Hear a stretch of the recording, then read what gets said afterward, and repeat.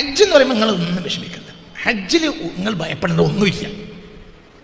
എന്നാൽ നിങ്ങൾ ഭയപ്പെടേണ്ട ഒന്ന് ഹജ്ജിലുണ്ട്. അത് ഞാൻ പറഞ്ഞുതരാം.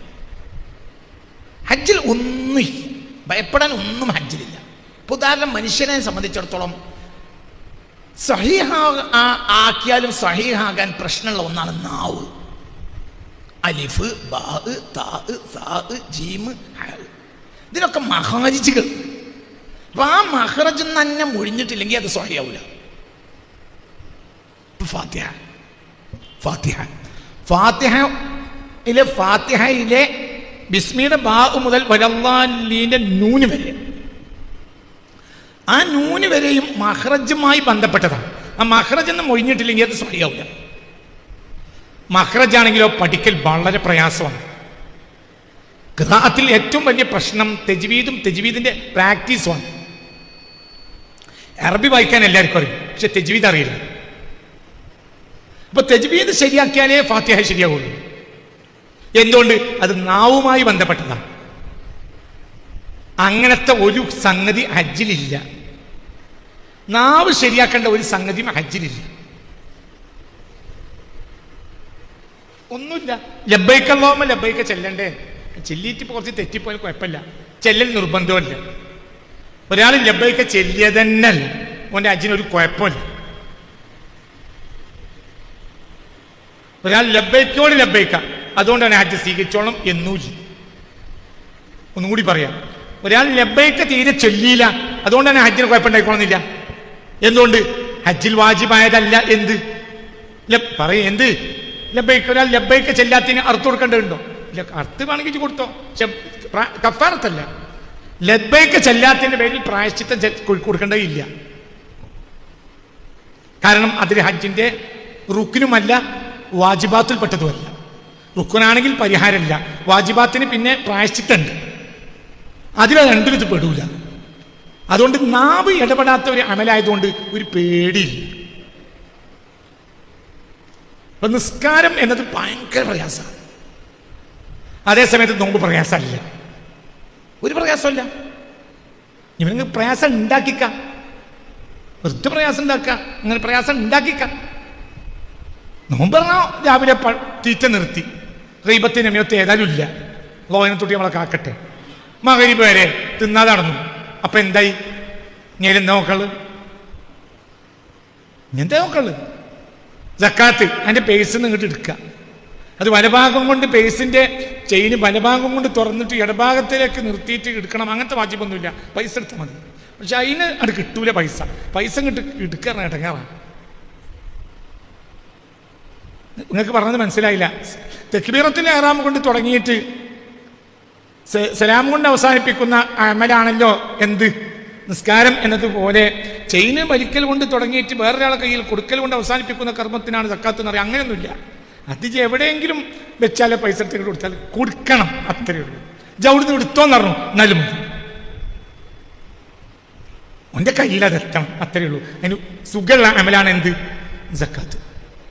ഇസ്ലാമിലെ 5 പഞ്ചസ്തംഭങ്ങളിൽ പ്രയാസമുള്ള ഒരൊറ്റ അമലേ ഉള്ളൂ. അത് എന്താണ്? നിസ്കാരം. അത് പഠിച്ചാൽ തീരൂല. അതിനൊരാളും ക്ലാസ്സോട്ട് വെക്കൂല. ആരെങ്കിലും ക്ലാസ് വെച്ചാൽ അതിലാരോട് പങ്കെടുക്കൂല. എന്തുകൊണ്ട്? അതിന് ആളുകൾ വണ്ടി കയറ്റി കൊണ്ടുപോകാൻ ഗ്രൂപ്പില്ല. ഇനി നിസ്കാര ഗ്രൂപ്പുകൾ തുടങ്ങുകയാണെങ്കിൽ അതിനും ക്ലാസ് ഉണ്ടാവും. നിസ്കാരത്തിന് ആരെങ്കിലും ക്ലാസ്, നിസ്കാര ക്ലാസ്. സത്യത്തിൽ ക്ലാസ് വേണ്ടതാണല്ലോ. എന്ത് പറയും മനുഷ്യന്മാരെ? ക്ലാസ് വേണ്ടത് ഹജ്ജല്ല, ക്ലാസ് വേണ്ടത് എന്താണ്? ഹജ്ജല്ല. എന്താണ്? നിസ്കാരം. ക്ലാസ് വേണ്ടത് ഹജ്ജല്ല, നിസ്കാരം. ക്ലാസ് തീരെ വേണ്ട ഹജ്ജിന്. ഇപ്പം എന്താ പണിയുള്ളത്? നടക്കാൻ നിങ്ങൾക്ക് അറിയില്ല. തവാഫ് എന്താ? നടക്കുക. സഅയ് എന്താ? ഓടുക. അത് നിങ്ങൾക്ക് അറിയില്ലേ? പറയും മനുഷ്യന്മാരെ, അറിയില്ലേ? അറിയും. പിന്നെ അറഫയിൽ നിൽക്കുക എന്ന് പറഞ്ഞാൽ അങ്ങനെ നിൽക്കണം. അങ്ങനെയൊന്നുമില്ല, പക്ഷെ അവിടെ ഉണ്ടായാൽ മതി. അന്നെ 4 ആൾ തണ്ടിട്ട് ഏറ്റിട്ട് അതിന്റെ മേലേജ് കടന്നു, കുഴപ്പമില്ല. ഇശി വടിയും കൊണ്ട് ആടിനെ തെളിച്ച് അറഫ ദിവസം പകലിലെ അറഫി കൂടി നടന്നു. ഇറാൻ ചെയ്തിട്ടാണ് അറഫയായി. ആടുമേക്കലും നടന്നു, അറഫി നടന്നു, കുഴപ്പമില്ല. അങ്ങനെ നിങ്ങൾക്കിപ്പോൾ ഇതൊരു അത്ഭുതമായി തോന്നും. പണ്ട് അങ്ങനെ ഉണ്ടാവും. മനസ്സിലായില്ല? ഇപ്പോഴല്ലേ ഈ ലക്ഷക്കണക്കിന് ഹജ്ജിമാരൊക്കെ തുടങ്ങി. പണ്ട് സയ്യിദ് ഇബ്രാഹിം അലൈഹി സ്വലാത്തു വസ്സലാമിന്റെ കാലം മുതൽ ഇന്ന് വരെ നിലക്കാത്ത അമലാണ് എന്ത്? ഹജ്ജ്. ആടുമേക്കാര് ഇഹ്റാം കെട്ടും, ഹജ്ജിനും അറഫയിൽ ആടുമേക്കും, മുസ്ദലിഫിൽ കൊണ്ട് ആടിനെ നിർത്തും, പിന്നെ മീനെ കൊണ്ട് നിർത്തും, അവര് ഏറും കാര്യമൊക്കെ നടക്കും. പിന്നെ അങ്ങനെ മക്കന്റെ പുറത്ത് ആടിനെ നിർത്തിയാണ്ട് എന്ത് ചെയ്യും? തവാഫ് ചെയ്യും. കഴിഞ്ഞു, ആടും തീറ്റയായി. മനസ്സിലായില്ല? ഏതായാലും ആടിനെ കൊണ്ടുപോയാൽ 4 ദിവസം കഴിഞ്ഞിട്ടേ വരുള്ളൂ ആടുമേക്കാര്. 4 ദിവസം ഹജ്ജിനുമായി, ആട് തീറ്റയായി. ഇങ്ങനത്തെ കാലം കഴിഞ്ഞു വെച്ചിട്ടുണ്ടാവും. അതിലൊന്നും ഹജ്ജിന് പ്രശ്നമില്ല.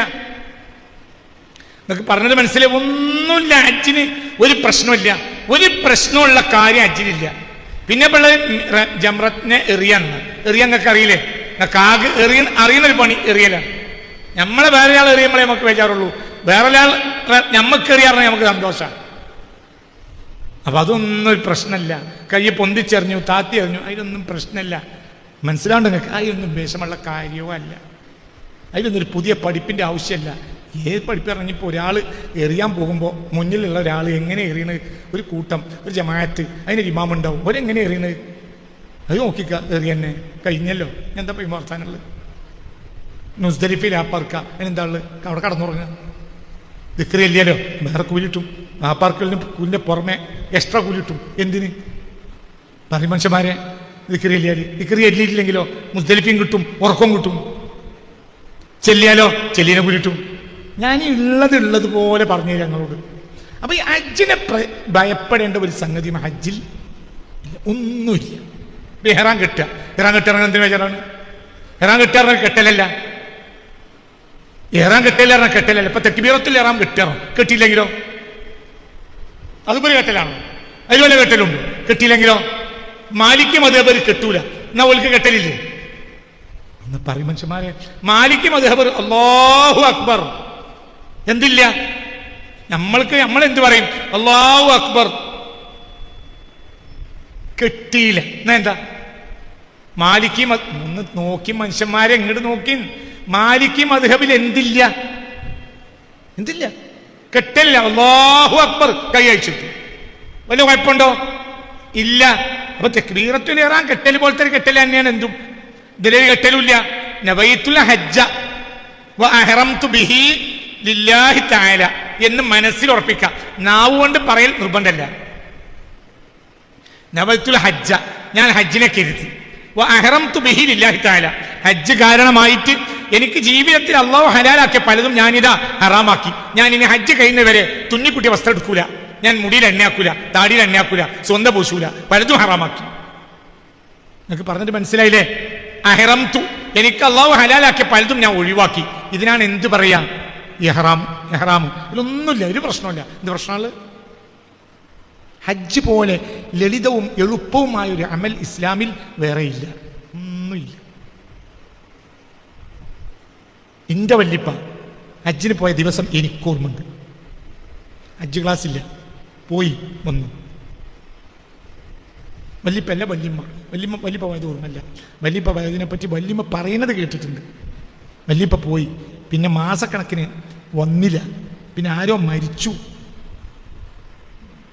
ഫാത്തിമ താത്ത, നിങ്ങൾ ഇതായിരുന്നോളി, മൊല്ലാക്കഞ്ഞി വരൂലായിരിക്കും എന്ന് പറഞ്ഞത് വല്യമ്മ എന്നോട് പറഞ്ഞിട്ടുണ്ട്.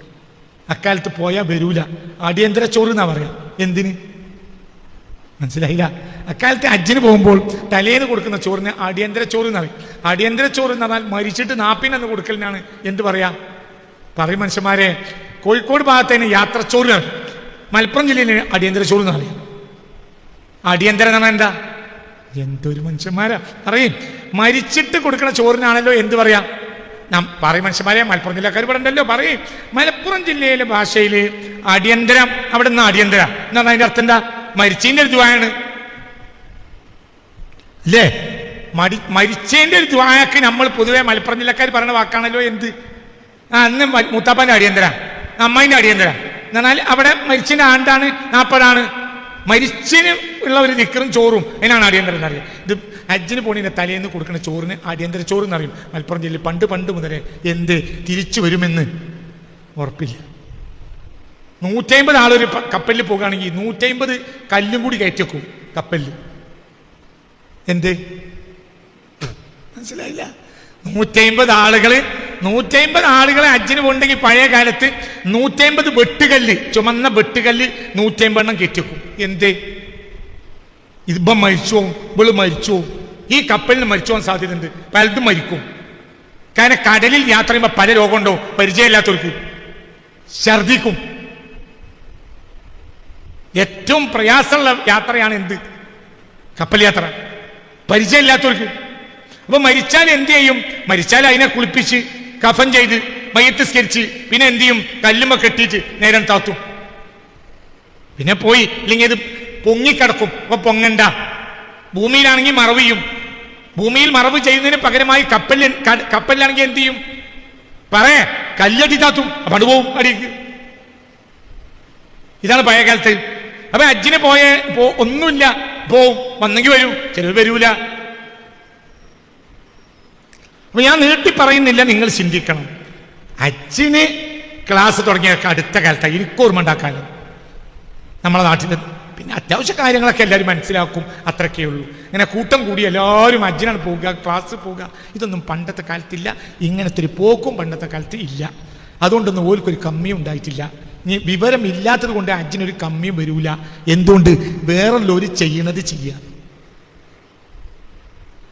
ചിലത് നമുക്ക് ചെയ്യാൻ കഴിയൂല. അപ്പൊ നമ്മളിപ്പോൾ മൂല്യന്മാരാകുമ്പോൾ പല വീട്ടിൽ നിന്ന് ഭക്ഷണത്തിന് പോകും. അപ്പോൾ ഭക്ഷണത്തിന് പോയി കഴിഞ്ഞാൽ ചില വീടുകളിലൊക്കെ ചെന്നാൽ എന്താണെന്നറിയോ, ഈ വാഷ് ബേസിന് എങ്ങനെ ഉപയോഗിക്കേണ്ടതെന്ന് അറിയില്ല. അത് കുഴങ്ങളൊരു സാധനം. എന്തൊക്കെ സൈസ് വാഷ് ബേസിനാന്ന് പറയാൻ പറ്റില്ല. ചില വാഷ് ബേസിന് തിരിക്കാനൊന്നും ഉണ്ടാവില്ല. അവിടെ കയ്യാണ് കാട്ടിക്കൊടുത്ത കറാമത്തോട് വെള്ളം ഉണ്ടാവും.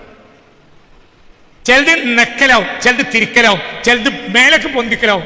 ഞാൻ എന്ത് ചെയ്യില്ലെന്നറിയോ, ഈ വാഷ് ബേസിൽ കൈയാകാൻ വേണ്ടി പോകുന്നിടത്ത് ഞാൻ ബേക്കൊക്കെ വെക്കും. എന്തുകൊണ്ട്? ഞാൻ അവിടെ പോയി മാനം കട നിൽക്കണ്ട. സ്ഥലങ്ങൾ കൈയാക്കി അല്ല, ഞാൻ കുറച്ച് സ്ഥിരം ഇതുണ്ടായ സംഭവം പലവട്ടം. അല്ലെങ്കിൽ നമ്മളെ പരിയത്തെ വാഷ് ബേസിനാണെങ്കിൽ ഞാൻ പോവും. എന്തുകൊണ്ട്? ഇങ്ങനെ കാട്ടിയാൽ തന്നെ വെള്ളം വരും. മറ്റേ നമുക്ക് തിരിയില്ല. പിന്നെ അവിടെ കൂടിയോളം മുഴുവനും മൂപ്പർക്കൊരു വാഷ് ബേസിന് വരെ അറിയില്ല എന്ന് ട്രോളണ്ടെന്ന് വിചാരിച്ച് ഞാൻ എന്തുകൊണ്ട്? എനിക്ക് ആ വാഷ് ബേസിന് ഉപയോഗിക്കാൻ അറിയില്ല. അപ്പൊ 1-2 ആളുകൾ മുന്നിൽ പോയി ഓല് കൈയകണ ഞാൻ നോക്കിക്കും. പിന്നെ എനിക്ക് പ്രശ്നമില്ല. ഇതന്നെയാണ് ഹജ്ജ്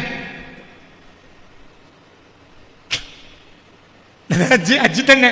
ഞാൻ വാഷ് ബേസിൽ കാട്ടുന്ന പണി നിങ്ങൾ കാട്ടുക. എന്നാ ഹജ്ജ് അതന്നെ ഹജ്ജ്. അല്ല എന്താ ഹജ്ജ്?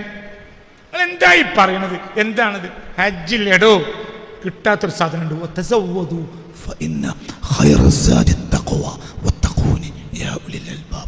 അത് കിട്ടൂല. അത് കരഞ്ഞു വാങ്ങണം.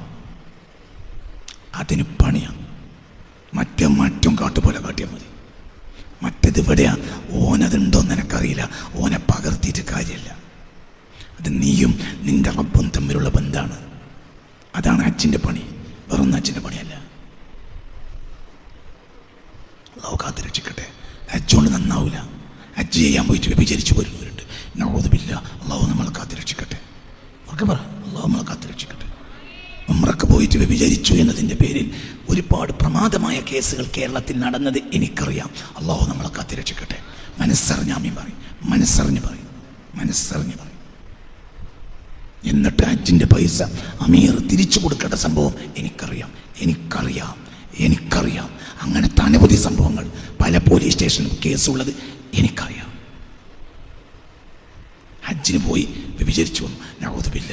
ഹജ്ജിന് പോയി കട്ടുപോന്നു. ഓലും ഈ ഹജ്ജൊക്കെ പഠിച്ചോല. കൈ ഉയർത്തി പൊന്തിച്ചെറിയലും താത്തിയെറിയലും ജംറയിലെറിയലും സഴിയിൽ പായലും ഒക്കെ ഓലും നടത്തി. ഒന്നും ഒരു കുഴപ്പമുണ്ടായിട്ടില്ല. ഒരിക്കൽ എവിടെയാ കുഴപ്പം? ഇവിടെ നന്നായില്ല. ഇത് മുണങ്ങിക്കാള. ഇതാണ് ഹജ്ജ്.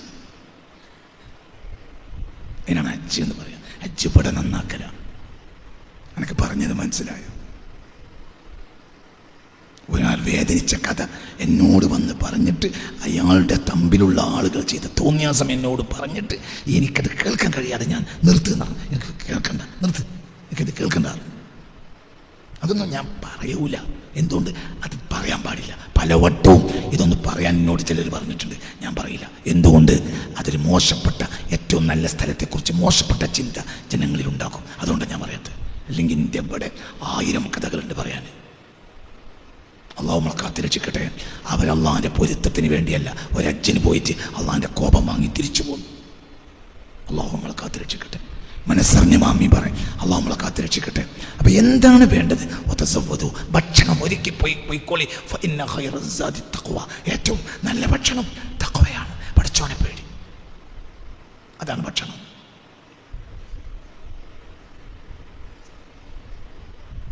വേറൊന്നും കിട്ടിയില്ലെങ്കിൽ എന്താ? ഇന്ന് ഞാൻ എൻ്റെ ഭാര്യയോട് പറഞ്ഞു, വെളിച്ചെണ്ണ കുറച്ച് കൊണ്ടുപോയിക്കോ. കാരണം വെളിച്ചെണ്ണ അവിടെ കിട്ടൂല. വെളിച്ചെണ്ണ എന്ന പേരിൽ കിട്ടുന്നത് വെളിച്ചെണ്ണയല്ല, പെട്രോളാണ്. വെളിച്ചെണ്ണ കിട്ടൂല.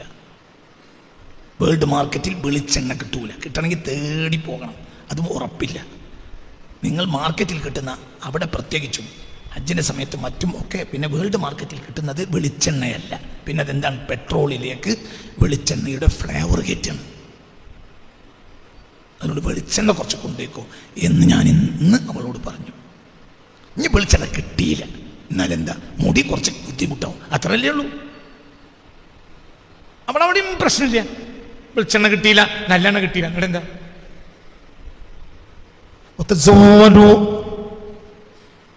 وتزودوا فإن خير الزاد التقوى وتزودوا. സാദ് എന്നാൽ എന്താ? സാദ് ഭക്ഷണം. സാദുൽ മആദ്, മടക്ക ദിവസത്തിലേക്കുള്ള ഭക്ഷണം. വതസവ്വദു, നിങ്ങൾ ഭക്ഷണം ഒരുക്കി പോവുക. അതവിടെ കിട്ടൂല, അത് കൊണ്ടുപോകണം. ഫഇന്ന ഖൈറസ്സാദി തഖ്വ, ഏറ്റവും നല്ല ഭക്ഷണം തഖ്വയാണ്. വത്തഖൂനി, നിങ്ങൾ എനിക്ക് തഖ്വ ചെയ്യുക. യാ ഉലിൽ അൽബാബ്, അകക്കാമ്പുള്ളവരെ. അല്ലാഹു നമുക്ക് തൗഫീഖ് തരട്ടെ. എന്താ ഹജ്ജ്?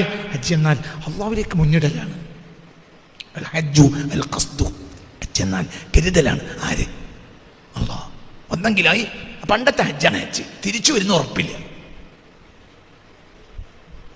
യുദ്ധത്തിന് പോകുന്ന സ്വഹാബികൾ, ഇത് ഹജ്ജിമാരും ചിലപ്പോൾ ഉണ്ടായേക്കാം ചരിത്രത്തിൽ. ഇപ്പോഴാണ് ഒക്കെ എളുപ്പമായത്. യുദ്ധത്തിന് പോകുന്ന സ്വഹാബികൾ തലേ രാത്രി ഭാര്യയോട് പറയും, ഞാൻ നിന്നെ തൊലാക്കിൽ തരാം, എന്നാൽ ഇദ്ദ കഴിഞ്ഞാൽ നിനക്ക് വേറൊരാളെ ഭാര്യയാകാം, പിന്നെ നിനക്ക് കരയേണ്ടി വരില്ല. വേറൊരാളെ ഭാര്യയായി സന്തോഷിച്ച് ജീവിക്കുമ്പോൾ പണ്ടത്തെ ഭർത്താവ് മരിച്ചുപോയി എന്നറിഞ്ഞാൽ ഒരു ചെറിയ ഈസല് തോന്നും. പിന്നെന്താ? എന്തുകൊണ്ട്? യുദ്ധത്തിന് പോകുമെന്ന് പോയവൻ തിരിച്ചു വരുമെന്ന് ഉറപ്പില്ല. ഹജ്ജിന് പോയ പലരും തിരിച്ചു വന്നിട്ടില്ല, തിരിച്ചു വരുമെന്ന് ഉറപ്പില്ല. ഇന്ന് തിരിച്ചു വരുന്ന ഉറപ്പില്ലെങ്കിലും ഉറപ്പുള്ള പോലെയാണ്. കാരണം നമ്മളെ നാട്ടിൽ പോയവരിൽ 99% തിരിച്ചു വന്നിട്ടുണ്ട്. വളരെ ചിന്തിക്കണം. അവർ പോകുന്നത് അൽ ഹജ്ജു അൽ ഖസ്ദു, ഹജ്ജ് എന്നാൽ ഉദ്ദേശിക്കലാണ്. ആരെ? അല്ലാഹ് തന്നെ. പിന്നെ ഈ ബുക്കല്ല നോക്കണം, നിന്റെ ഹൃദയം നോക്കുക. നിന്റെ ഹൃദയമാണ് നിന്റെ ബുക്ക്. എന്താ ഹജ്ജിന്റെ പണി? ഹജ്ജിന്റെ പണി തന്നെ. ഹജ്ജിൽ ദുആ കൊടുത്തിട്ടുണ്ട്. ومن الناس من يقول ربنا آتنا في الدنيا فما له في الآخرة في الآخرة من خلاق ومنهم من يقول ربنا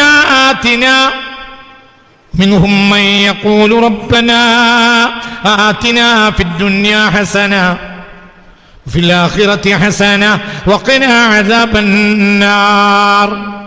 ഈ ദുആ ഹജ്ജിലാണ്. فإذا قضيتم مناسككم, ഹജ്ജിന്റെ കർമ്മം കഴിഞ്ഞാലോ ഫദ്കുറുല്ലാഹ കസീറൻ, അല്ലാഹുവിനെ നിങ്ങൾ പരമാവധി ഓർത്തോളി. കഴിഞ്ഞാലെങ്കിൽ പരി പോന്നോളുന്നല്ല, പിന്നെ ഓർത്തോളി. فإذا قضيتم مناسككم, ഹജ്ജിന്റെ കർമ്മങ്ങൾ അവസാനിച്ചാൽ ഫദ്കുറുല്ലാഹ, പിന്നെ നിങ്ങൾ അല്ലാഹുവിനെ ഓർത്തോളി.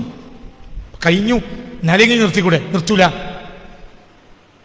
കഴിഞ്ഞാലും പണിയൻ തന്നെ ദിക്ർ. ഏതാണ് ദിക്ർ? അള്ളാഹനെ ഓർക്കുക. നാവ് മാത്രമല്ല, നാവൊക്കെ 100ാം ക്ലാസ്സാണ്, ഹൃദയമാണ് 1ാം ക്ലാസ്. ചില ആളുകൾ നാവോട് ദിക്ർ ചെല്ലുമ്പോൾ ദുനിയാവിനെ ഓർക്കും. ചില ആളുകൾ ദുനിയാവ് നോക്കി കുത്തിരിക്കും, ഹൃദയം അള്ളാഹുവിനെ ഓർത്തുകൊണ്ടേയിരിക്കും. നഫ്സിയായ ദിക്റായിരിക്കും. മനസ്സിലായില്ലേ? ചിന്തിക്കും. ചില ആളുകൾ നമ്മൾ നോട്ടത്തിൽ അവരൊന്നും ചെയ്യാതിരിക്കുക, എന്നാൽ അള്ളാഹുവിന് അവരെ കൽബ് കൊടുത്തിട്ടുണ്ടാവും. ചില ആളുകൾ നമ്മളെ നോട്ടത്തിൽ ദിക്ർ എല്ലിയിരിക്കും, അതേ സമയത്ത് അവരെ കൽബ് നിറയെ ദുന്യാവായിരിക്കും. ഹജ്ജ് എന്നാൽ പണി കഴിഞ്ഞാലും ദിക്റായിക്കോട്ടെ. കദിക്കരിക്കും ആബാഅക്കും ഔ അശദ്ദ ദിക്റാ. നിങ്ങൾ മാതാപിതാക്കളെ ഓർക്കും പോലെ, അല്ലെങ്കിൽ അതിനേക്കാൾ ഓർക്കന്നെ റബ്ബിനെ പറ്റി ചിന്തിക്കുക. അപ്പൊ ഹജ്ജ് എന്ന് പറഞ്ഞാൽ എന്താ? ഹജ്ജ് എന്ന് പറഞ്ഞാൽ ഇന്ന് രാത്രി മുതൽ തുടങ്ങുക. ഇന്നാണല്ലോ ഇപ്പൊ ക്ലാസ്, ഇന്ന് തുടങ്ങുക. എന്താ പണി? റബ്ബിനോട് പറയാം, റബ്ബേ എനിക്ക് വിവരമില്ല. അപ്പം നിനക്ക് എന്തായി? മൂലധനം കിട്ടി. മൂലധനം വിവരമില്ലായ്മയാണ്. വിവരമല്ല, വിവരത്തിൽ നിന്ന് അഹങ്കാരം ഉണ്ടാവും. വിവരമില്ലായ്മയിൽ നിന്ന് വിനയമുണ്ടാവും. ലോകത്തെ എല്ലാ വിവരവും അള്ളാഹു കൊടുത്തത് വിവരമില്ലാതെ പറഞ്ഞാക്കാം. എന്ന് പറഞ്ഞപ്പോൾ ആ മനുഷ്യൻ എനിക്ക് വിവരമില്ല എന്നാണ്. ആ മനുഷ്യനാണ് അള്ളാഹു ലോകത്തെ എല്ലാ വിവരം കൊടുത്ത്. ആ മനുഷ്യന്റെ ബഹറിൽ നിന്ന് ഒരു കുമ്പിൾ പോലും അമ്പ്യാക്കൾക്ക് കൊടുത്തിട്ടില്ല. പിന്നുണ്ടോ വേറുള്ളവര്? എന്താ ഈ മനുഷ്യൻ പറഞ്ഞേ? എനിക്കറിയില്ല. മനസ്സിലായോ? ഹജ്ജിന് പോകാൻ വിവരമില്ല. സാറേ, ഈ ഹജ്ജിന് പോകാൻ ഒരു വിവരമില്ല. അപ്പൊ നിനക്ക് മൂലധനം കിട്ടി. വിവരമില്ലായ്മ വിവരമില്ലല്ലോ. അപ്പൊ ഈ ആരോട് ചോദിക്കും? എന്താ അവിടെ ചെയ്യണ്ടത്? ഒന്നും കൂടെ നോക്കിക്കും, പിന്നെ നോക്കും. മനസ്സിലായില്ലേ? പിന്നെ ഒരാൾ ചോദിക്കും, എല്ലാവരും അങ്ങനെ കാട്ടണേ, ഞാൻ എന്താ ചെയ്യേണ്ടത്? അങ്ങനെ ചെയ്താൽ മതി. മനസ്സിലായില്ലേ? ചിന്തിക്ക്. നമുക്ക് വിവരമില്ലല്ലോ, ഒറ്റക്കല്ലല്ലോ ചെയ്യുന്നത്. ഹജ്ജിന് പോയ ഒരാള് ആരും കാണാതെ റൂമിൽ പോയി വോട്ട് ചെയ്യുമ്പോൾ ചെയ്തു പോരല്ലോ. വോട്ട് ചെയ്യുന്നതിന്റെ തലേന്ന് ആളുകൾ വന്ന് പഠിപ്പിക്കണം. ഇതിങ്ങനെ കുത്തുമ്പോ പീന്ന് പറയും, കഴിയാതെ അവിടുന്ന് പോരരുത്. പീന്ന് പറഞ്ഞിട്ടില്ലെങ്കിൽ ഓരോട് പറയണം, ഇത് ഇന്റത് പീ പറഞ്ഞില്ല, അപ്പൊ ആളെ വോട്ടാവുള്ളൂ, അങ്ങനെയൊക്കെ പറയണം. എന്തേ? അതൊരാൾ ഒറ്റക്കാണ്. ഒരാൾ പരസ്യമായി വോട്ട് ചെയ്യാൻ പാടില്ല. നായനാര് വോട്ട് ചെയ്ത് ബാലറ്റ് ബാക്ക് പൊക്കി കാണിച്ചതിന്റെ പേരിൽ പ്രശ്നം ഉണ്ടായത് എനിക്ക് ഓർമ്മയുണ്ട്. നിങ്ങൾ ഇവിടെ ഉണ്ടോ ആവോ? പറഞ്ഞതൊക്കെ ഓർമ്മയില്ല നിങ്ങൾക്ക് അൽസിമേഴ്സ് പിടിച്ചിട്ടുണ്ടാവും. അതുകൊണ്ടാണല്ല, നിങ്ങൾക്ക് മനസ്സിലാത്തോണ്ടൊന്നുമല്ല. അങ്ങനെ സംഭവം ഉണ്ടായിട്ടുണ്ട് നായനാർ ഭരണ കാലത്ത്. അയാൾ വോട്ട് ചെയ്തിട്ട് ബാലറ്റ് പേപ്പർ പൊന്തിച്ചു കാണിച്ചു, എന്റെ പേരിൽ പ്രശ്നം ഉണ്ടാക്കിയാൽ പാടില്ല. അങ്ങനെയല്ലല്ലോ ഹജ്ജ്. ഹജ്ജ് ഒരാൾ ഒറ്റക്കൊരു പെട്ടിക്കൂടിനുള്ളിൽ ചെയ്യണമല്ല.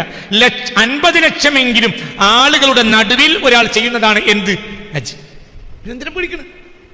പക്ഷേ ഒരു പെട്ടിക്കൂടിനൊരു സാധനം ഉണ്ട്, അത് പ്രശ്നം. ആ പെട്ടിക്കൂടിനുള്ള സാധനം നിന്റെ കൽബാണ്. അത് പെട്ടിക്കൂട് തന്നെയാണ്. അവിടെ എന്താ നടക്കുന്നത് ആർക്കും അറിയില്ല. അല്ലാഹു നമ്മളെ കാത്തിരക്ഷിക്കട്ടെ. അതാണ് പ്രശ്നം. അത് ലെവലാക്കണം. അതിന് ഇന്ന് കരയിൽ തുടങ്ങണം. പണ്ടേ കരച്ചിലുണ്ടോ? നന്നായി.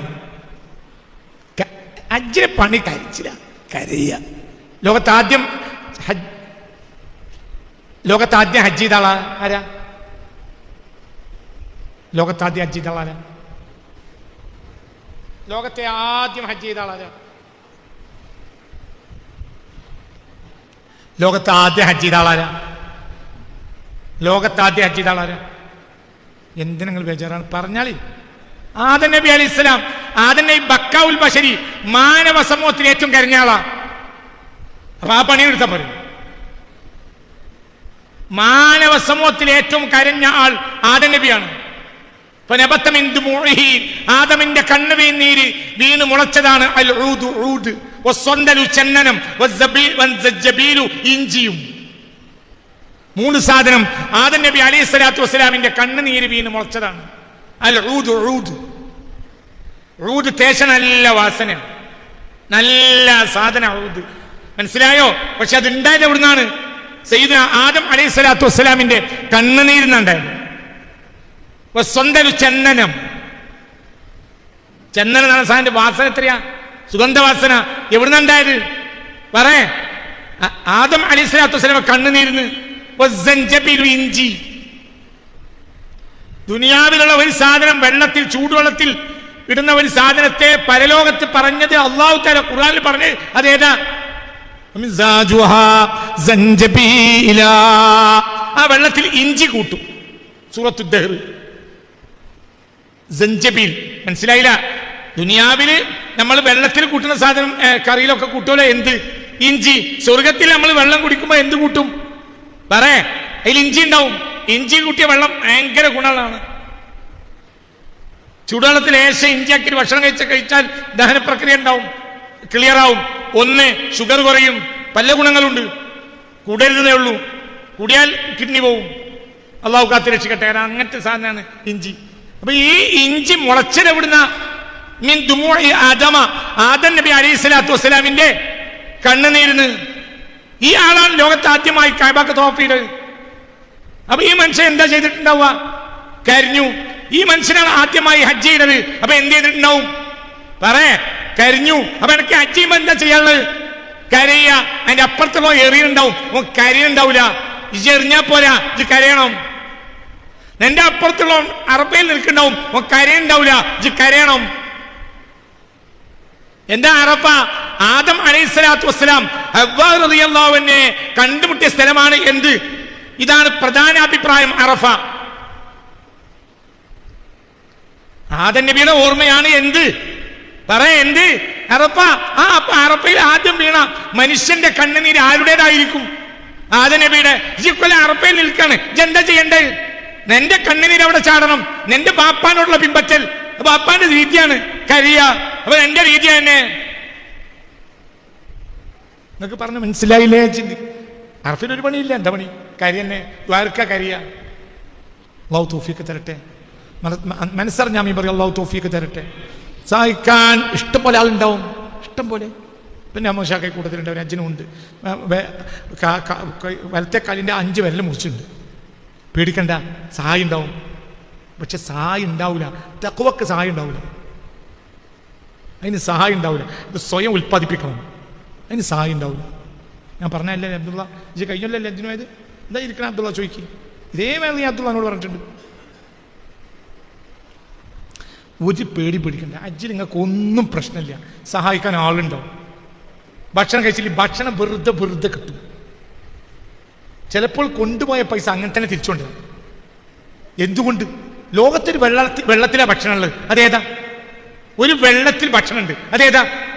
സംസം. പള്ളം നിറച്ച് കുടിക്കാം. ആ വെള്ളത്തിൽ എന്തുണ്ട്? എന്തുണ്ട്?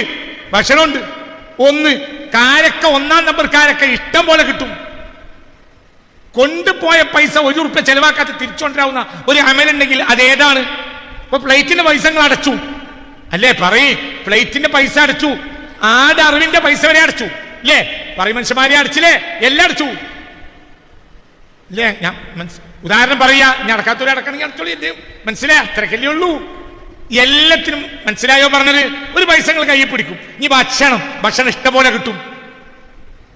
എന്താണ് അവിടുത്തെ ഏറ്റവും വലിയ? വലത്തും ഇടത്തും തിരിഞ്ഞാൽ അവിടെ എന്ത് കിട്ടും? സംസം വെള്ളം കിട്ടും. അതല്ലേ?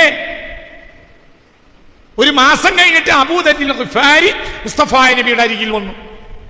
ഹബീബായ നബിയോട് പറഞ്ഞു, ഞാന് മിമ്മൻ എവിടുന്ന? ഞാൻ ഒഫർ ഗോത്രത്തിൽ നിന്നാണ്. മിൻമത്ത.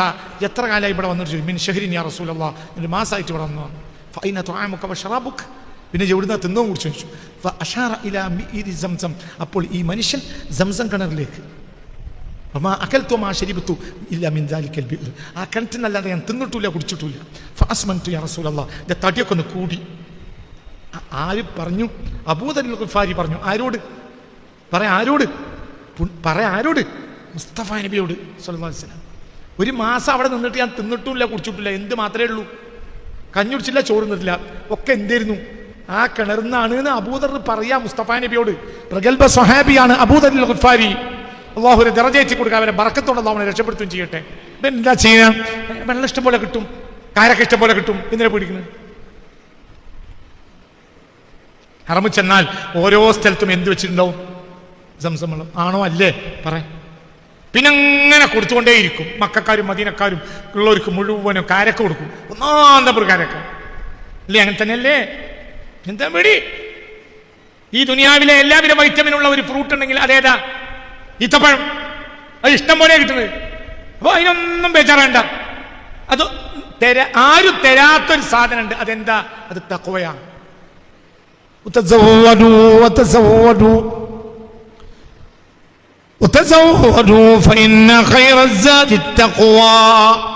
ഏറ്റവും നല്ല ഭക്ഷണം തഖ്വയാണ്. അല്ലാഹു തൗഫീഖ് തരട്ടെ. അപ്പൊ എന്ത് ചെയ്യണം മനുഷ്യന്മാരെ? നമ്മളെ ജീവിതത്തിൽ പല അബദ്ധങ്ങൾ കഴിഞ്ഞു. അതവിടെ മക്കത്ത് പോയിട്ട് ഒരാൾ ദോഷം പുറത്ത് കിട്ടിയിട്ടില്ലെങ്കിൽ പരാജിതന. അള്ളാഹു അവസ്ഥയെ തൊട്ട് കാത്തുരക്ഷിക്കട്ടെ. അപ്പൊ എന്ത് ചെയ്യുക? ചൂടാക്കുക, തടി ചൂടാക്കുക. തടി ചൂടാക്കൽ എങ്ങനെ? അവനവൻ്റെ ദോഷത്തെ ഓർക്കുക, അള്ളാഹുവിൻ്റെ ലിഖാഇനെ ഓർക്കുക.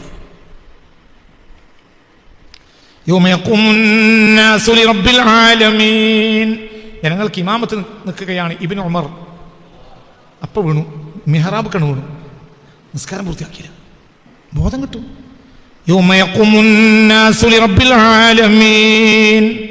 ജനങ്ങളെല്ലാം റബ്ബുൽ ആലമീന്റെ മുന്നിൽ നിൽക്കുന്ന ദിവസം എന്നാണ് ആ വാക്കിന്റെ അർത്ഥം. അതുകൊണ്ട് ഓർത്തപ്പോഴത്തേനും ബോധം കെട്ട് അപ്പോൾ വീണു സയ്യിദുനാ ഇബ്നു ഉമർ. അപ്പൊ ബോധം കിട്ടും. ഇത് തഖ്വയാ. അല്ലാഹു തൗഫീഖ് തരട്ടെ. മരിക്കാനായ വലിയ കലശലായ രോഗമാണ്, മരിക്കാൻ അടുത്തിട്ടുണ്ട് എന്നറിഞ്ഞപ്പോൾ ഉസ്മാൻ ബിൻ അഫ്ഫാൻ റളിയല്ലാഹു അൻഹു ഖലീഫയാണ്, മൂന്നാം ഖലീഫ ഭരിക്കുന്ന കാലത്ത് ഉസ്മാൻ ബിൻ അഫ്ഫാൻ കേട്ടു ഇബ്നു മസ്ഊദിന് പറ്റ രോഗമാണ്, ഇടക്കിടക്ക് വന്ന് കാണാറുണ്ട്, മരണത്തിരക്കും എന്നാലും ഇടക്കിടക്ക് വന്ന് കാണും. ഒരിക്കൽ ആരോ പറഞ്ഞു ഇബ്നു മസ്ഊദിൻ്റെ കാര്യം കുറച്ചും കൂടി ഗൗരവമാണ്. അപ്പോൾ ഉസ്മാൻ ബിൻ അഫ്ഫാൻ ഓടിച്ചെന്ന് വീട്ടിലേക്ക്. അപ്പോൾ ഇബ്നു മസ്ഊദ് റളിയല്ലാഹു അൻഹു പൊന്തിച്ചിരിക്കാൻ കട്ടിലുമ്മൽ കരിയ. അപ്പോൾ എന്തിനാ കരിയെന്ന് വെച്ചു? നിങ്ങളെ പെൺകുട്ടികൾക്ക് നിങ്ങൾ മരിച്ചതിന് ശേഷം ദാരിദ്ര്യം ഉണ്ടാവുന്ന പേടിയിലാണോ നിങ്ങൾ കരുതെങ്കിൽ പേടിക്കണ്ട, ആ കാര്യക്കൂടെ ഞങ്ങൾ നോക്കും, അതിലൊന്നും നിങ്ങൾ ആലോചിക്കണ്ട. ഫഖാല എൻ്റെ പെൺകുട്ടിയൊക്കെ ദാരിദ്ര്യം ഉണ്ടാവുന്ന കാര്യത്തിൽ എനിക്ക് പേടിയില്ല. അമർത്തുഹുന്ന അൻ യഖറഅന കുല്ല ലൈലത്തിൻ സൂറത്തുൽ വാഖിഅ ലിഅന്നി സമിഅതു മിൻ റസൂലില്ലാഹി സ്വല്ലല്ലാഹു അലൈഹി വസല്ലം മൻ ഖറഅ സൂറത്തുൽ വാഖിഅ കുല്ല ലൈല ലം തുസിബഹു ഫാഖത്തുൻ അബദാ. ഞാൻ എൻ്റെ പെൺകുട്ടിയോട് എല്ലാ രാത്രിയും അൽ വാഖിഅ സൂറത്ത് ഓതാൻ പറഞ്ഞിട്ടുണ്ട്. അൽ വാഖിഅ സൂറത്ത് ഒരാൾ നിത്യമായി ഓതിയാൽ അവന് ദാരിദ്ര്യം ഉണ്ടാവില്ല. അപ്പോൾ ചോദിച്ചു പരിമാതാക്കി പിന്നെന്തിനാ കാര്യമാണ്? അപ്പോൾ പറഞ്ഞു ദുനൂബി, എൻ്റെ ദോഷം, എൻ്റെ ദോഷങ്ങൾ ഓർത്ത് കാര്യ. ആരാ ഈ ആള്? അതൊരാൾക്ക് ഉണ്ടാക്കി കൊടുക്കാൻ കഴിയില്ല, സ്വയം ഉണ്ടാവണം. ഇയാളാരാ? ഇബ്നു മസ്ഊദ്. അയാളാരാ? അവ്വലു മൻ ജഹറ ബിൽ ഖുർആൻ, ലോകത്താദ്യമായി പരസ്യമായി ഖുർആൻ ഓതിയത് ഇബ്നു മസ്ഊദ്. ഈ ഇബ്നു മസ്ഊദിന്റെ കാലിനെ പറ്റി ഒരിക്കൽ പുണ്യ റസൂൽ പറഞ്ഞിട്ടുണ്ട് സല്ലല്ലാഹു അലൈഹി വസല്ലം, ലഹുമാ ഫിൽ മീസാനി അസ്ഖലു മിൻ ഉഹുദ് വല്ലദീ നഫ്സി ബിയദിഹി ലഹുമാ ഫിൽ മീസാനി അസ്ഖലു മിൻ ഉഹുദ്. എന്റെ ആത്മാവ് ആരുടെ കയ്യിലാണോ ആ റബ്ബാനെ സത്യം. ഈ ഇബ്നു മസ്ഊദിന്റെ രണ്ട് കാലുകൾ നാളെ തുലാസിൽ തൂക്കിയാൽ ഓരോ കാലിനും ഉഹുദ് മലയേക്കാൾ ഭാരമുണ്ടാവും. അത്രയും വലിയ മഹാനാണ് ആര്? ഇബ്നു മസ്ഊദ്. ആര് പറഞ്ഞു? മുസ്തഫ നബി പറഞ്ഞെങ്കിൽ ചിരിച്ചിട്ട് മരിച്ചൂടെ? അപ്പോഴും കാര്യ എന്താ പറയണത്? ദോഷം. എന്താ ദോഷം? ദോഷമില്ല എന്നുള്ള ദോഷം അല്ല എന്റെ ദോഷം. ദോഷമില്ലാത്തവന് ദോഷം പേടിയാണ്. ദോഷമുള്ളവൻ ദോഷം പേടി ഉണ്ടാവില്ല. നിങ്ങളിപ്പോൾ വൈകുന്നേരം വരെ പാടത്ത് കളക്കണ അതേ മുണ്ടും ബനിയനും ഇട്ടിട്ട് നിങ്ങൾ ഇങ്ങോട്ട് ക്ലാസ് കേൾക്കാൻ വേണ്ടി പാഞ്ഞ് വന്നിട്ടുണ്ടെങ്കിൽ നിങ്ങളിവിടെ വന്നിട്ട് ഇരിക്കുമല്ലോ. അതേ സമയത്ത് നിങ്ങൾ നല്ല വെള്ളക്കുപ്പായും തുണിയൊക്കെ ഇട്ട് വന്ന് നല്ല ഉഷാറായി പെണ്ണുങ്ങൾ തേച്ച് വൃത്തിയാക്കി കൊണ്ടുവന്ന് ഇരിക്കുകയാണെങ്കിൽ നിങ്ങൾ ഒന്ന് അങ്ങോട്ട് നോക്കും, ഒന്ന് ഇങ്ങോട്ട് നോക്കും, ഒന്ന് ഇങ്ങോട്ട് തുടക്കും, പിന്നെ ടബിലോണ്ട് ഒന്ന് ഇങ്ങനെ തൊപ്പി വെക്കും. എന്തെങ്കിലും കഴിഞ്ഞ വെള്ളിയാഴ്ച നമ്മൾ ഇരുന്നതാണ്, എന്തെങ്കിലും ഉണ്ടോ? എന്താ കാരണം? നിനക്ക് പൊടിയെ പേടിയാൻ കാരണം നിന്റെ വസ്ത്രത്തിൽ പൊടി. നിങ്ങൾക്ക് എന്താ സോക്കേട്? നിങ്ങൾ എന്ത് വിചാരിച്ചിരിക്കണേ? നിങ്ങൾ മാസം കാണാതിരിക്കുക? നിങ്ങൾ പറഞ്ഞ എന്താണ് ഉണ്ടാക്കണത്? എന്തിനാ നിങ്ങൾ വന്നത്? നിങ്ങൾ പറഞ്ഞ മനസ്സിലാണില്ലേ മനുഷ്യന്മാരെ? എന്നാ മിണ്ടിക്കൂടെ? എന്താ ഞാൻ ഈ പറഞ്ഞ അർത്ഥം? നിങ്ങൾ നല്ല വെള്ളക്കുപ്പായം തുണിയിട്ട് തേച്ച് വൃത്തിയാക്കി വന്നാൽ നിങ്ങൾക്ക് ഇരിക്കുന്നിടത്ത് 100 ഷർട്ട. എന്തുകൊണ്ട്? നിങ്ങളെ വസ്ത്രത്തിൽ ചെളിയില്ല. അപ്പം നിങ്ങൾക്ക് ചെളി പേടിയാ. നിങ്ങൾ പാടത്തിന് കയറി വരികയാണെങ്കിൽ ഞങ്ങൾക്ക് പേടിയില്ല. എന്തുകൊണ്ട്? ഇതിൽ നിന്ന് അങ്ങോട്ടാക്കുക നല്ലതാ, ഇത് ഇങ്ങോട്ടാവില്ല. ഇബ്നു മസ്ഊദിന് പേടിയാ. എന്താ കാരണം? എന്താ കാരണം? ഇബ്നു മസ്ഊദ് സ്വാലിയാണ്, നമ്മൾ സ്വാലിയല്ല. നമ്മൾ സ്വാലിന്റെ മക്കാമിൽ എത്തണം. അപ്പൊ നമുക്ക് പേടി തന്നെ. നമ്മൾ അള്ളാന്റെ അടിമയായിട്ടില്ല. നമുക്ക് അള്ളാന്റെ അടിമയാകണം, അതിന് കരയണം. അക്ഷനാസി മുഹമ്മദും, ലോകത്തെ ഏറ്റവും കൂടുതൽ അള്ളാനെ പേടിച്ചാൽ മുഹമ്മദ് മുസ്തഫയാണ്. അഷ്റഫുൽ ഖൽഖ് മുഹമ്മദാ. മിഫ്താഹുൽ ജന്നത്തി ബിയദിഹി വബിയദിഹി ലിവാഉൽ ഹംദ് വഹുവ അക്ഷനാസ്. ലോകത്തെ ഏറ്റവും അള്ളാനെ പേടിച്ച ആളാരാ? സ്വർഗത്തിന്റെ താക്കോലും കൊണ്ട് നടക്കുന്ന ആള്. നല്ലവർക്കേ പേടിയുണ്ടാവുള്ളൂ, നമുക്ക് പേടിയില്ല. എന്തുകൊണ്ട്? നല്ലോനല്ല, നീ നല്ലോനാകണം. പണിയാണ്. അപ്പോൾ ഇപ്പോൾ ഹജ്ജിനൊരു പണിയില്ല. ഹജ്ജിൽ പണിയില്ല. ഹജ്ജിന് പണി എന്ന് പറഞ്ഞാൽ ഇപ്പോൾ തന്നെ പണിയാ. ആ പണി ഹജ്ജ് കഴിഞ്ഞാലും പണിയാ.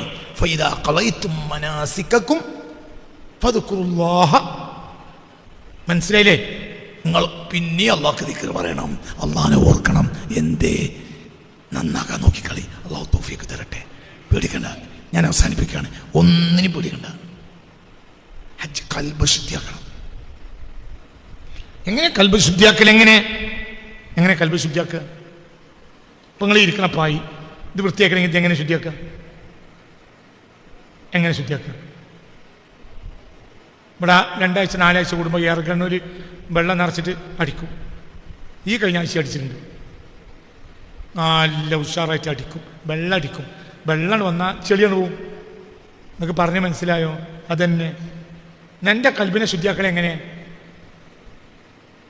വെള്ളം എത്തിക്കുക. എവിടെ വെള്ളം? എൻ്റെ തലത്തൊട്ടിയിലുണ്ട്. എന്തെന്ന്? നീ കണ്ണുനീർ ചുരിക്കണം. മിൻ ഐനിൻ, ഒരു കണ്ണിൽ നിന്ന്. കദിം തലകത്ത് മിനൽ മഹാരിമി, ഹറാമ് നിറച്ച കണ്ണ എൻ്റെ കണ്ണ്. ആ കണ്ണിൽ നിന്ന് വെള്ളം ചൊരിച്ചാൽ നിൻ്റെ കൽബ് ശുദ്ധിയാവും. അപ്പോൾ ഹജ്ജിന് പോകുമ്പോൾ എന്താ വേണ്ടത്? കണ്ണിൽ വെള്ളം നിറച്ചു പോകണം. Full time ഒഴിക്കന്നെ, കഴുകനെ. അറഫിലോ തന്നെ പണി, അറഫിന് മുമ്പ് തന്നെ പണി, ഇപ്പോഴും തന്നെ പണി. മറ്റതൊക്കെയോ മറ്റെല്ലാവരും കാണിച്ചു തരും, ഒരു പ്രശ്നമില്ല. നിനക്ക് ഒറ്റയ്ക്ക് ചെയ്യേണ്ടത് നിന്റെ കൽബിൽ നിന്ന് കൽബ് ചൂടാണ് കയറിയ ഇവിടുന്ന് കണ്ണു തൊഴിക്കും.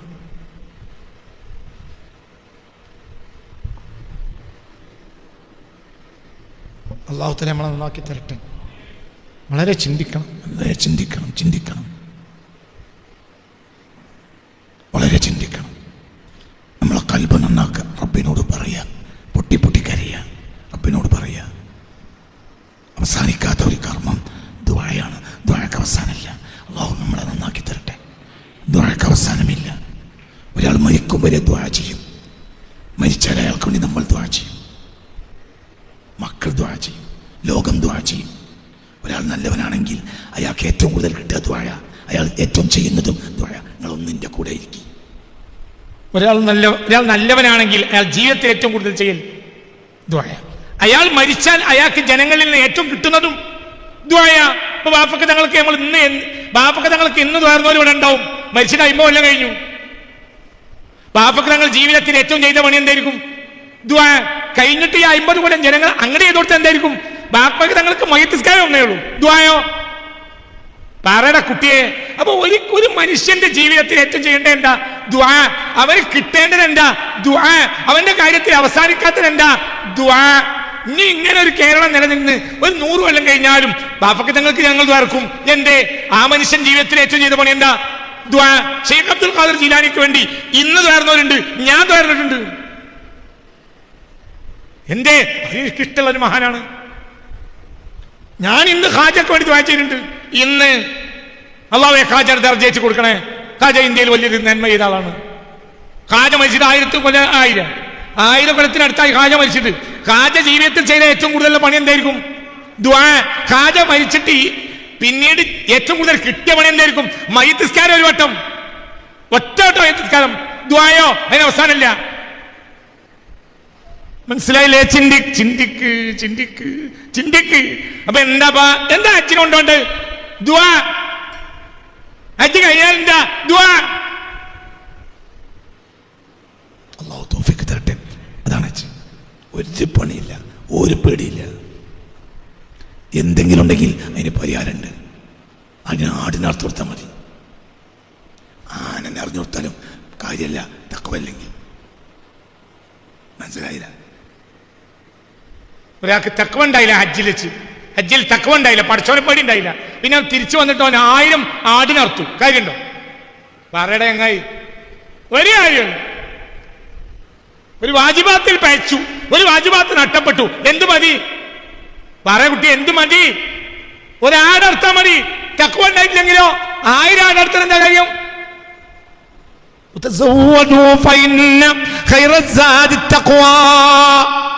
അതാരും തരൂല. അത് നമുക്ക് സ്വയം ഉണ്ടാക്കണം. അല്ലാഹു തആല മനസ്സിലാവണില്ലേ പറഞ്ഞത്? അതന്നെ മനസ്സിലാക്കുന്നുണ്ട്, മകനും മനസ്സിലാക്കുന്നുണ്ട്, വാപ്പ മനസ്സിലാക്കുന്നുണ്ട്, മകള് മനസ്സിലാക്കുന്നുണ്ട്, പുതിയാപ്പള മനസ്സിലാക്കുന്നുണ്ട്, പുതിയെണ്ണ് മനസ്സിലാക്കുന്നുണ്ട്. ഹജ്ജിന് പോകുന്നവർ തഖ്വയും കൊണ്ടുപോകണം. അള്ളാഹു നമുക്ക് തൗഫീഖ് തരട്ടെ. അള്ളാഹുവിൻ്റെ സ്വാലിഹ്യങ്ങളിലും മുത്തഖീങ്ങളിലും നമ്മളെല്ലാവരെയും ഉൾപ്പെടുത്തി തരട്ടെ. എല്ലാ പ്രയാസങ്ങളെയും അള്ളാഹു തആല പരിഹരിച്ച് തരട്ടെ. അള്ളാഹു പൊരുത്തപ്പെട്ട ഹാജിമാരിൽ അള്ളാഹു നമ്മളെ ചേർത്ത് തരട്ടെ. എല്ലാം അള്ളാഹു സന്തോഷമാക്കി തരട്ടെ. പിന്നെ മുത്ത് റസൂലുള്ളാഹിക്ക് എപ്പോഴും സ്വലാത്തില്ല, മുത്ത് റസൂലുള്ളാഹിനെ എപ്പോഴും ഓർക്കുക, മുത്ത് റസൂലുള്ളാഹിക്ക് സലാം പറയുക. മാ മിൻകും മിൻ അഹദിൻ യുസല്ലി വയുസല്ലിമു അലയ്യ ഇല്ലാ റദ്ദല്ലാഹു റൂഹി ഹത്താ റദ്ദ അലൈഹി സലാം എന്ന് മുഹമ്മദ് മുസ്തഫ.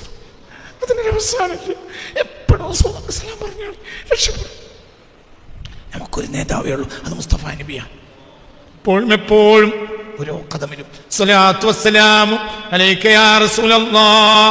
ഇവിടെ ഇരുന്നു മാ മിൻകും മിൻ അഹദിൻ, ഈ ദുനിയാവിൽ വെച്ച് നിങ്ങളിൽ ആർ യുസല്ലി വയുസല്ലിമു അലയ്യ, എനിക്ക് സ്വലാത്തോ സലാമോ പറഞ്ഞാൽ ഇല്ലാ റദ്ദല്ലാഹു റൂഹി, എൻ്റെ റൂഹിനെ അല്ലാഹു എനിക്ക് തിരിച്ചു തരും. ഹത്താ റദ്ദ അലൈഹി സലാം, ഞാൻ അവന് സലാം മടക്കാതിരിക്കൂല.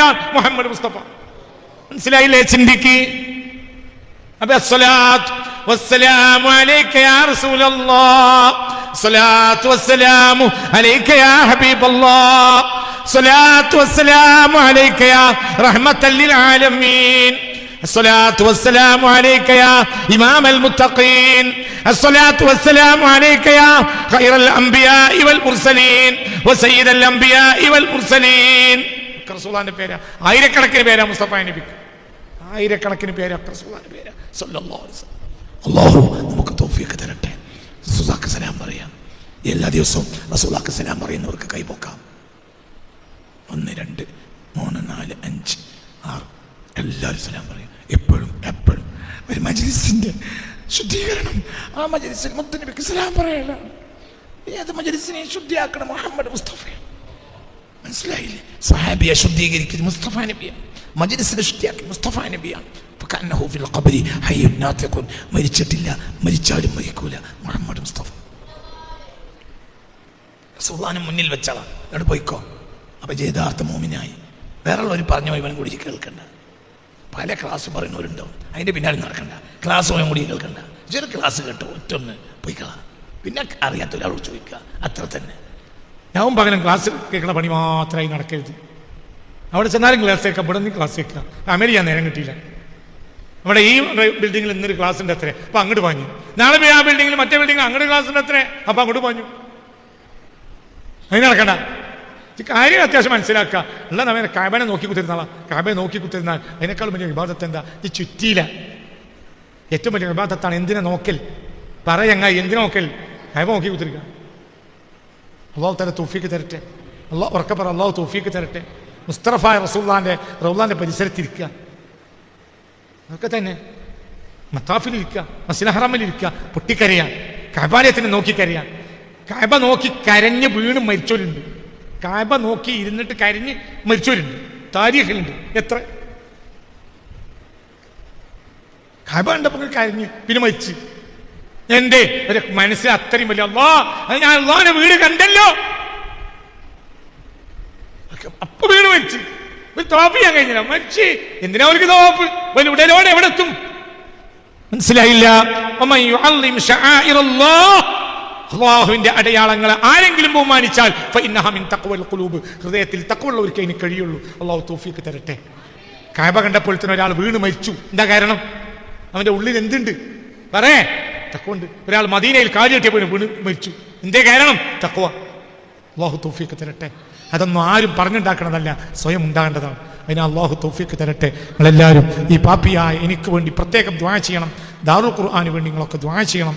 നിങ്ങളോടൊക്കെ ഓർമ്മപ്പെടുത്തുന്നു. ദാറുൽ ഖുർആനിൽ നിങ്ങളെ ഹജ്ജ് കബൂലാകാൻ വേണ്ടി ഓരോരുത്തരും എന്തെങ്കിലും ഒരു യസീർ, വളരെ കുറഞ്ഞതെങ്കിലും ഒരു പൈസ ദാറുൽ ഖുർആൻ നേർച്ചയാക്കി പോവുക. അതിവിടെ പൈസ കിട്ടാൻ വേണ്ടി മാത്രം പറയല്ല. ദാറുൽ ഖുർആൻ ഒരു വലിയ സ്ഥാപനമാണ്. ഇവിടുത്തെ കുട്ടികൾ ഖത്തം ഓതിയിട്ട് നിങ്ങൾക്ക് വേണ്ടി ദുആ ചെയ്യും. നിങ്ങൾ ഹജ്ജിലാകുമ്പോഴും അവരിവിടെ നിങ്ങൾക്ക് വേണ്ടി ദുആ ചെയ്യും. ദാറുൽ ഖുർആൻ്റെ മക്കളെ ദുആക്ക് ചില ഇജാബത്തുകൾ പ്രത്യേകമായി ഉണ്ട്. അത് അങ്ങനത്തെ ഒരു സ്ഥാപനമാണ് ഈ സ്ഥാപനം. ഈ സ്ഥാപനത്തിൻ്റെ ഗുരുത്വം വല്ലാത്തൊരു ഗുരുത്വമുള്ള സ്ഥാപനമാണ്. എന്തെങ്കിലും നിങ്ങൾക്ക് കഴിയുന്നത് 10 ഉറുപ്പികയുള്ളൂ. അത് നേർച്ചയാക്കുക ദാറുൽ ഖുർആനിലേക്ക്. എൻ്റെ ഹജ്ജ് കബൂലാക്കണമെന്ന് വിചാരിക്കുക. അള്ളാഹു തആല നമ്മളെ കാര്യങ്ങളൊക്കെ റാഹത്താക്കി തരട്ടെ. എല്ലാം അള്ളാഹു സുബ്ഹാനഹു വ തആല തൗഫീഖിലും റാഹത്തിലും ഖൈറിലുമാക്കി തരട്ടെ. നിങ്ങൾ 1000 റിയാൽ 1000 റിയാല് നിങ്ങൾ കൊണ്ടുപോയി ഒരു ദിവസം 1 റിയാൽ ദാറുൽ ഖുർആനിലേക്ക് മാറ്റിച്ചു. 50 ദിവസം കഴിഞ്ഞ് തിരിച്ചു വന്നു. അപ്പോൾ 50 റിയാൽ ദാറുൽ ഖുർആനിൽ കൊടുക്കാൻ തീരുമാനിച്ചു. മതി, ഓരോ ദിവസം 1 റിയാൽ എടുത്ത് നീക്കി, അല്ലെങ്കിൽ നിയ്യത്തിൽ വെച്ചു ദാറുൽ ഖുർആനാണ്. അതൊരു പ്രത്യേക സ്ഥാപനമാണ്. ആ സ്ഥാപനത്തിന് ബറക്കത്ത് മതിയാവും ഹജ്ജ് കബൂലാകാൻ.